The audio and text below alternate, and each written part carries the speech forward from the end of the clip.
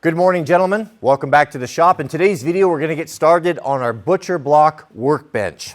Now, we're going to be building the ledger, and I've got a beautiful piece of old growth Douglas fir here that I milled on the Lucas mill. It's been down a couple years and drying under cover, so it should be nice and stable. It's got some beautiful grain in it. It's full dimension, 2x4. We've got some saw marks in it, so let's start by, let's just start, we'll cut it to length, and then we'll start our planing and see how far that takes us today. Let's see if we can't clamp this guy down right here. There's a lot of saw marks in this we want to get out and put a nice finish on it. Best clamp I ever had.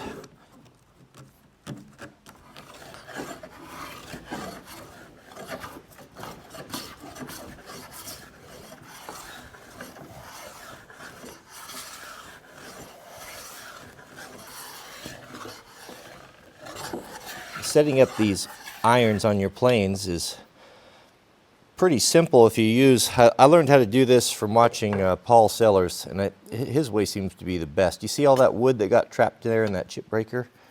Maybe I didn't have that tight enough, but it just wasn't performing very well. But what you want is that this is the iron, this is the cutting piece, this will be the tool steel right there. This is A2 steel. You can see there, nice polished edge on it, and this is the chip breaker right here. So when you're setting these guys up,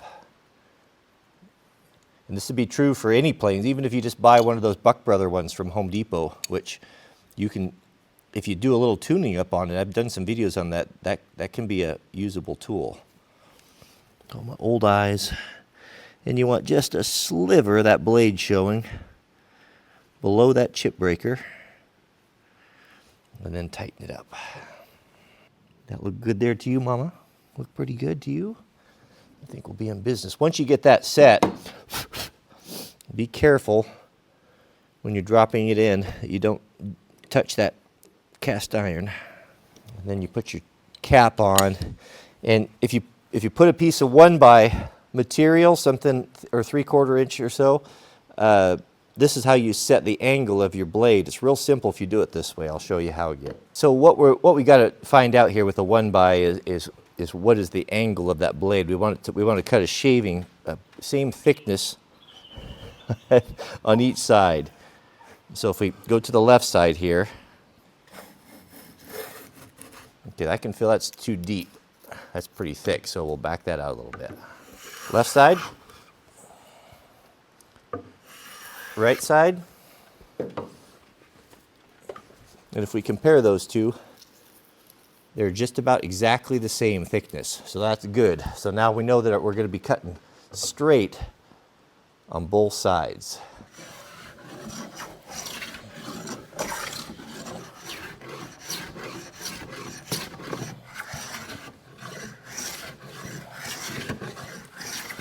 You can see the saw marks in there. On some things, it's kind of cool to leave those. There's a restaurant that a friend of mine sawed all of the lumber for, and they wanted the saw marks. You can see the saw marks in the floor. It looks kind of nice.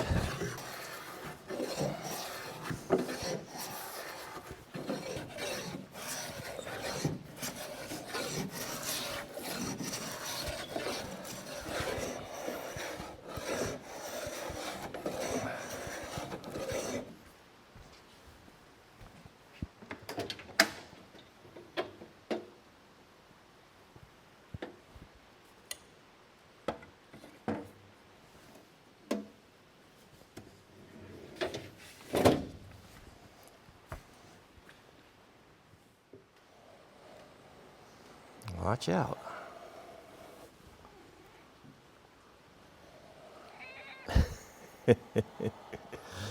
Can I work and pet you at the same time? Is that what you want? Oh, all right. All right, just for a second. Scratch your cheeks.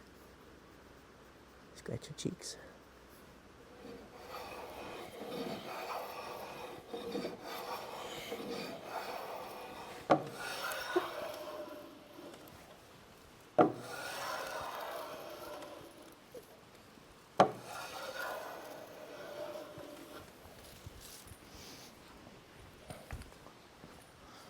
You letting the fire go out, Mama.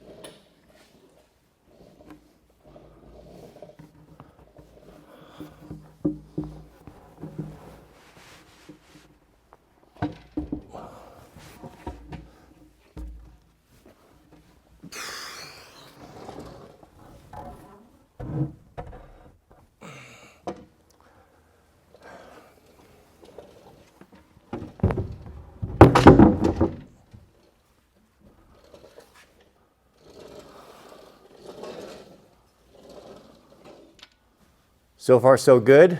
A nice, clean transition there. Same height, everything's perfectly level. And we are a third of the way there. Next, we'll have to build the brackets. I'm actually going to bolt 2 brackets to the toolbox because we got some holes there that will receive bolts for the handle that we're no longer using. And I'm going to make those on the forge, or attempt to. We'll make those from scratch. And then I have a clever idea for a bomb-proof post that will support the Wilton bullet vise. Well, brothers, that's probably about all the time we have for today. It's astonishing how long it took me to get a simple ledger up, but that's the way it goes. It's everything's a little bit slowed down now, but I don't get in any hurry. Guy can only do what he can do, and I just feel very grateful that I have a warm shop to work in and I can actually do something. I do have some good news. Mrs. W and I met with my surgeon yesterday that did the surgery on my leg. What happened is on my left, I broke my left femur and basically broke the ball off in the hip socket. And he was really concerned about the bone dying, and that was going to mean most definitely a full-on hip replacement, which I was really, really unhappy about. But the good news is we had x-rays, and he said, so far so good. It looks good. It looks like the bone is healing well. I'm feeling a lot better, apart from just massive fatigue, and I think that's probably related to just the body's resources going to making that repair. Broken femurs, if you don't know, are very dangerous breaks. So I feel pretty lucky. I feel like I got off well. We got a great surgeon. I just couldn't be happier with the care. Very impressed. He's been a surgeon for the U.S. Olympic team and professional sports teams, NFL football. Feel very fortunate to be in his care, and I appreciate all of the blessings.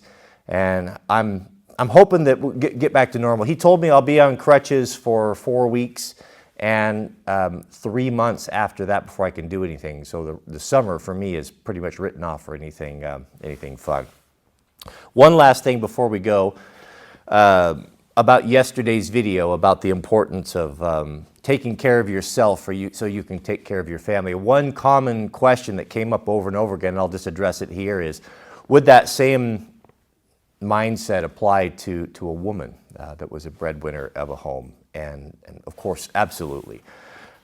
My mom was a stay-at-home mom growing up, and my dad worked construction, was a general contractor, and he, when I was little, probably about maybe 8 or 9, he hurt his back pretty bad and wasn't able to work for a long time, about a year or so. He was pretty much down on his back and bedridden. And my mom had to go to work, and she went to work at Nordstrom selling shoes, and she did what she had to do to provide for the family. And I didn't really understand it at the time. I just knew that Dad wasn't feeling well and Mom had to go work. But we stayed home with him, and he looked after us the best that he could. But my mom stepped up and did what she had to do. And so the question is absolutely, it's I don't judge any one of you, and life is hard and situations come up and things happen. I could have found myself in that situation. I mean, fortunately, I can run and make YouTube videos even in my current state, but if I was doing other things or had to really rely upon my body in construction like I used to do, it would have been down to Mrs. W to go out and to do what she could do to make sure that we kept a roof over our head. So it doesn't make any difference, male or female. And yeah, I mean, some maybe think that that's not the ideal, but your ideal is, you just can't impose your situation on other people. It's just, life is messy, it's difficult. We get curveballs thrown at us, difficulties thrown at us, and a family's got to come together and do whatever it needs to do. So I guess the short answer is yes, if your wife is the breadwinner and she needs to go out and do that, then yes, she needs to be supported the same, absolutely the same. I'm not saying otherwise. A lot of people accuse me of being a misogynist and sexist. That's not the case. I'm just a traditionalist. I happen to think that, in my opinion, and I'm entitled to my opinion, that in a perfect world, I think it's ideal, if you can do it, to have someone at home with the kids. But I'm not going to tell you what you should be doing, and I don't judge you. You know better what is appropriate for your family than I do, and just go forward and do the best you can. Thanks for watching. May God bless you and your families. Please keep us in your prayers, and we'll see you all on the next video. Those drifters' days are past me now. I've got so much more to think about. Deadlines and commitments. What to leave in, what to leave out. It's the wind. I'm still running against the wind.